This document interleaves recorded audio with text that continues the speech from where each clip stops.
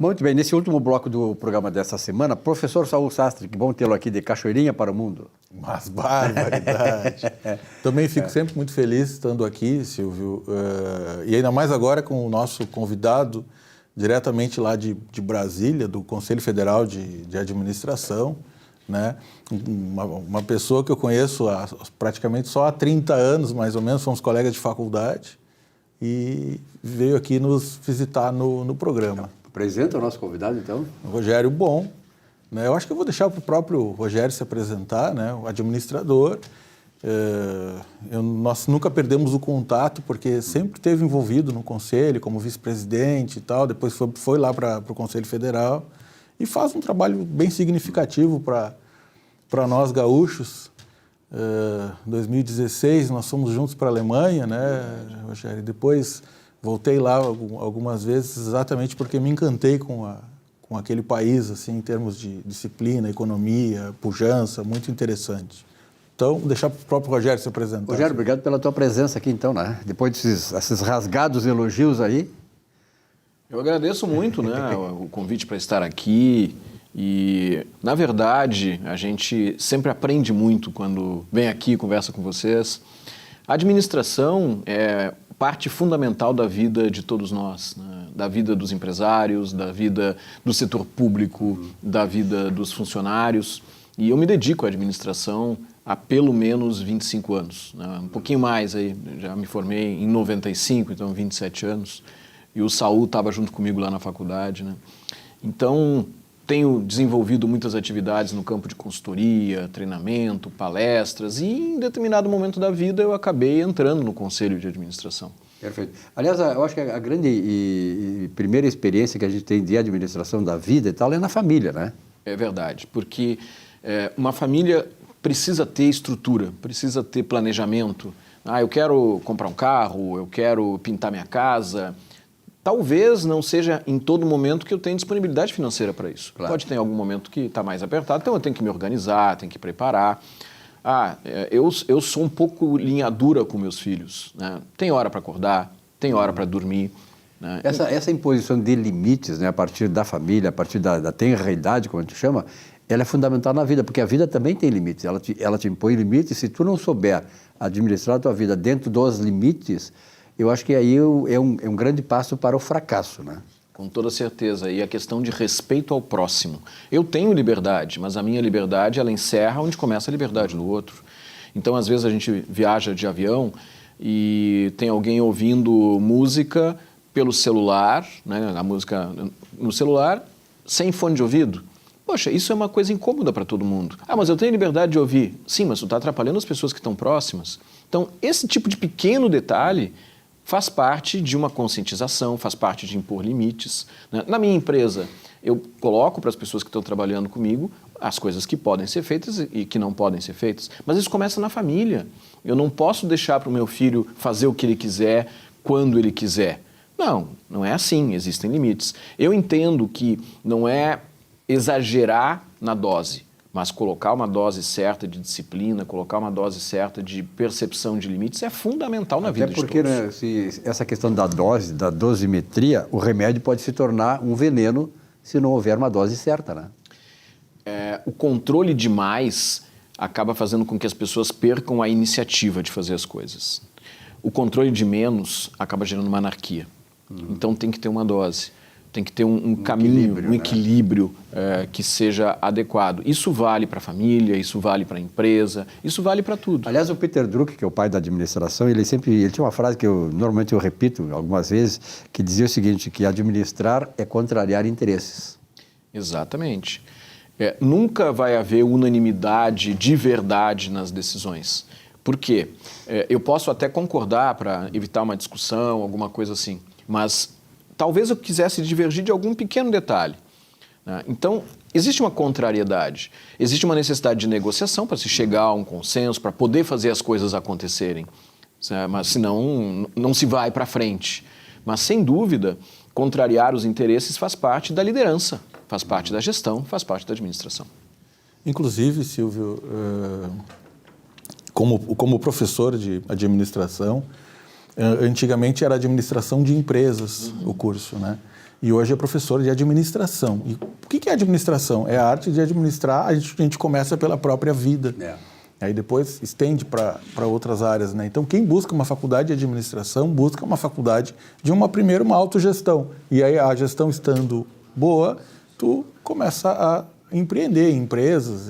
E também hoje existe muito forte a figura do intraempreendedorismo, que é aquele colaborador que empreende faz da empresa que ele trabalha como se fosse dele, que é o que se procura no mercado.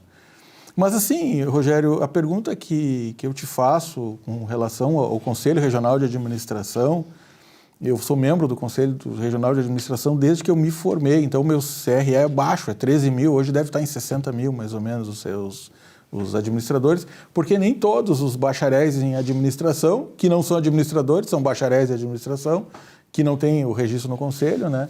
Eles acabam não fazendo o seu registro.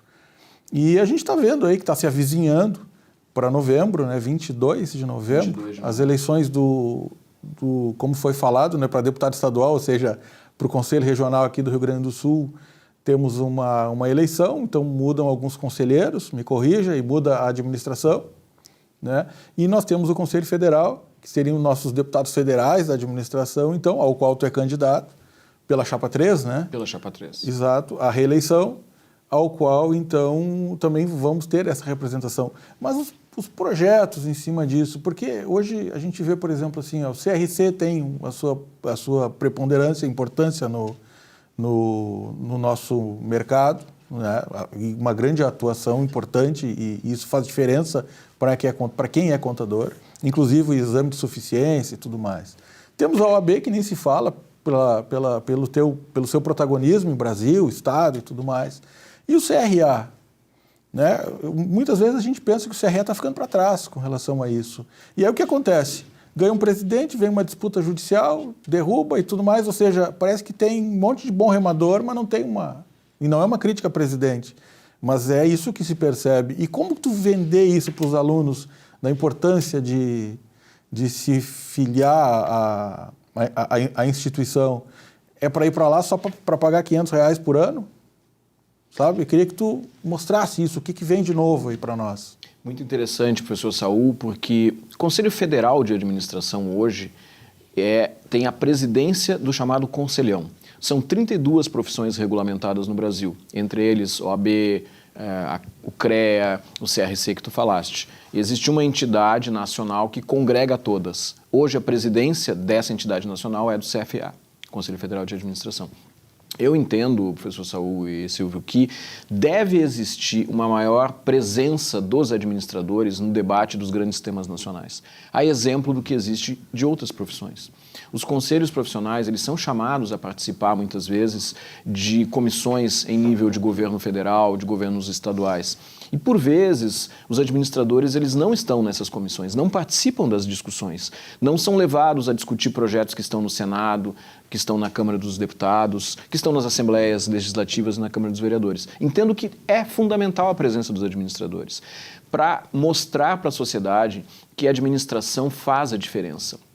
Uma empresa mal administrada, um governo mal administrado, uma casa mal administrada traz consequências sérias, traz dificuldades muitas vezes de se manter funcionando. Então o papel do administrador é importante. O administrador ele tem que estar preparado.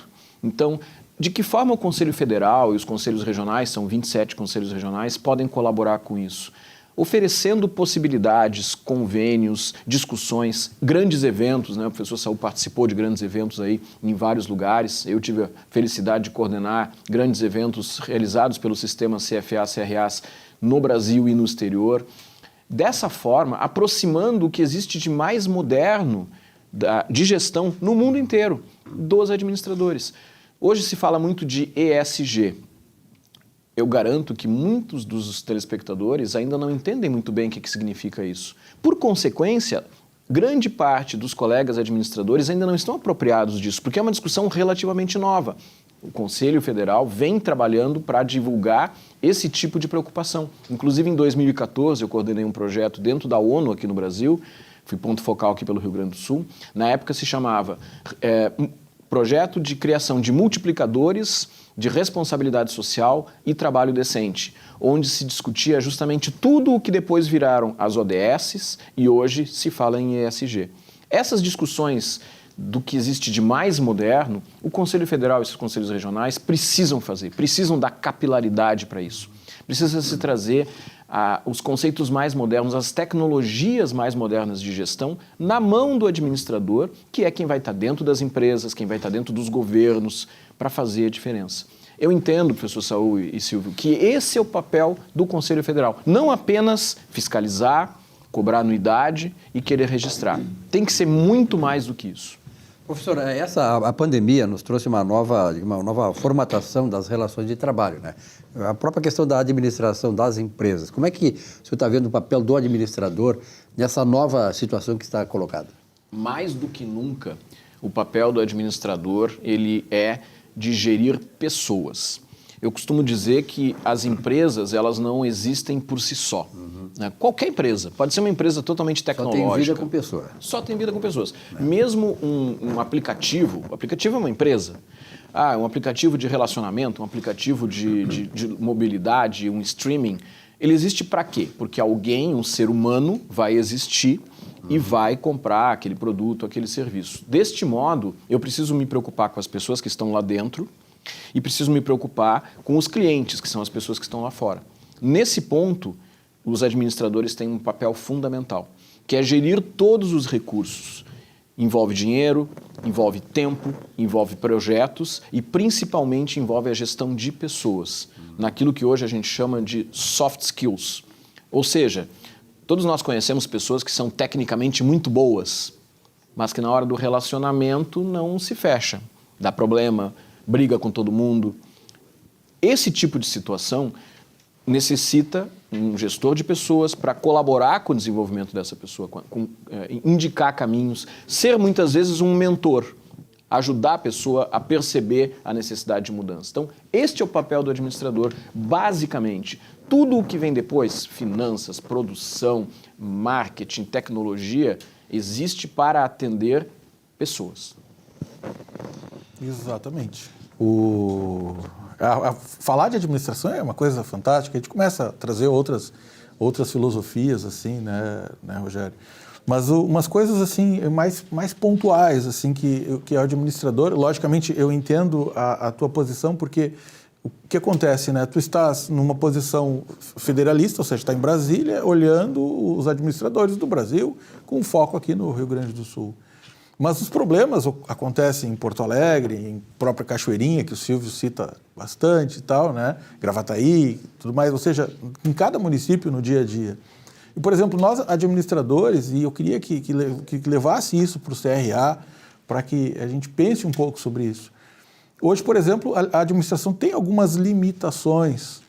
Eu não posso, como administrador, por exemplo, criar uma empresa de contabilidade, certo? E contratar um profissional de contabilidade para essa empresa. Ou seja, eu não posso ter um escritório contábil. E os contadores vão estar pensando assim, poxa, mas claro, tu não é contador. Eu falei, mas eu não estou falando de contabilidade, estou falando de administração.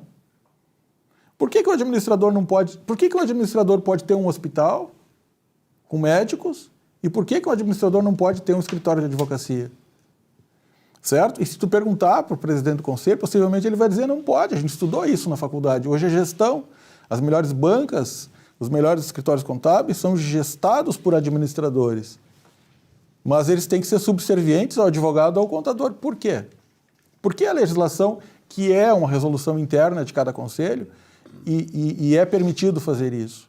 Acho que essa briga é uma briga significativa que abriria muitos campos para o administrador. E eu não vejo os conselhos brigarem por isso, né? Em tantos outros ramos. Por exemplo, a gente pode ser administrador de uma academia. Não necessariamente a gente vai estar dando aula de musculação ou dentro administrador. Exatamente. Estamos falando em gestão, não estamos falando na capacidade técnica operacional de fazer o trabalho. Então, eu tenho batido muito nisso, inclusive fiz esse debate junto com algumas pessoas do próprio CRA, que briguem, que olhem mais para o administrador, que, de certa forma, Rogério, assim, precisa desse olhar, e eleições estão aí, precisa desse olhar mais focado. Como que eu posso ajudar, como o conselho pode gerar mais oportunidades para quem é administrador? Isso vai trazer uma diferença muito grande para o negócio. Outra coisa, aí falando também, faculdades de administração, onde o coordenador não é administrador, o coordenador do curso não é administrador, não pode. O que o conselho faz? Sabe? Eu estou sendo duro com o CRA, mas são vozes daí de fora que a gente, quando vai falar sobre eleições e tudo mais, os administradores perguntam, que foram nossos alunos, que são nossos colegas de muitos anos.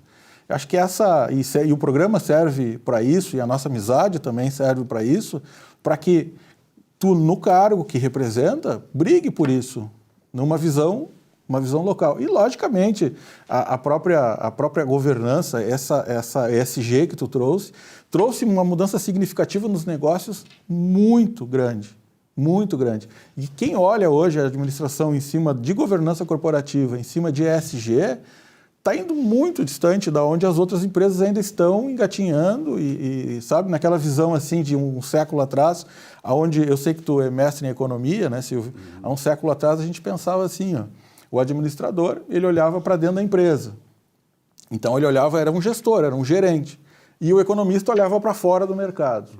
Era essa visão que existia O economista era o macro e o administrador era o micro. Olhava para dentro. Então o economista, ele direcionava a empresa para os rumos do negócio, e o administrador, ele fazia com que antigamente usava-se a palavra departamentos, hoje se usa unidades, que as unidades, então, elas fizessem o trabalho, né, da onde o economista direcionava. Atualmente, hoje, né, o economista tem a sua função importantíssima nos negócios, e o administrador, ele olha para frente, ou seja, oportunidades, ameaças, e olha para trás, pontos fortes, pontos fracos para dentro do negócio, né, para poder melhorar, assim, e atingir os objetivos.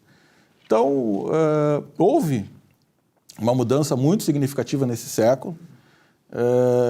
O Peter Drucker foi um cara que tu citaste, foi um cara assim muito privilegiado, porque ele passou por vários momentos, né? A própria APO em 1952, se eu não me engano, administração por objetivos, depois veio o planejamento estratégico, aí vem Norton, Kaplan, com PSC, que quase não se fala hoje mais, já é normal, indicador de desempenho e meta.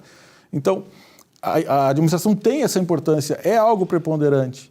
E precisa de um conselho, tanto aqui no Rio Grande do Sul quanto federal, que olhe mais para isso. Empregabilidade, trabalhabilidade, todos esses conceitos modernos, tecnologias de ESG para as empresas, né? Na área de resíduos foi fantástico isso, sabe? As empresas estão... Quem se ligou nisso, as empresas estão decolando, estão abrindo unidades em tudo que é lugar. E aí, Rogério? Propósito. Acho que essa é a palavra-chave. Simon Sinek discutir a questão de propósito. Propósito deve existir para as empresas, deve existir para as organizações, Golden Circle. E o propósito de um conselho profissional deve ser valorizar e trabalhar pela profissão. De que forma? Fazendo ações como essa que tu trouxeste.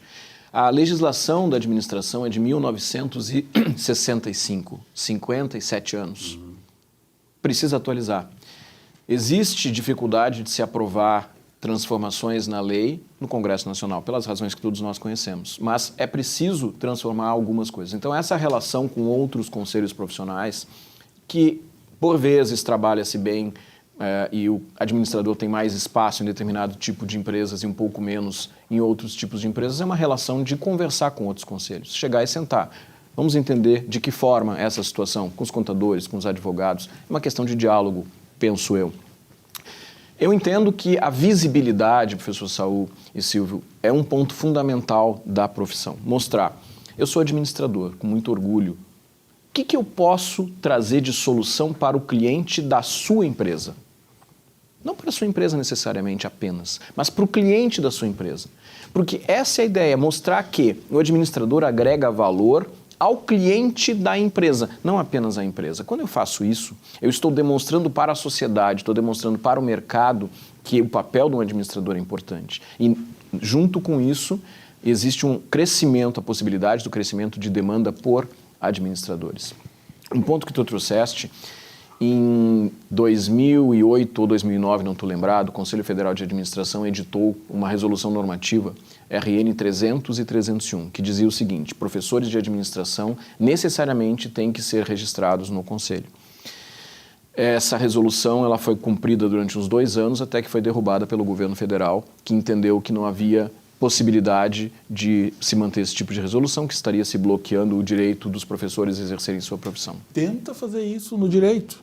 Tenta colocar um coordenador do curso de Direito que não seja advogado ou bacharel em Direito.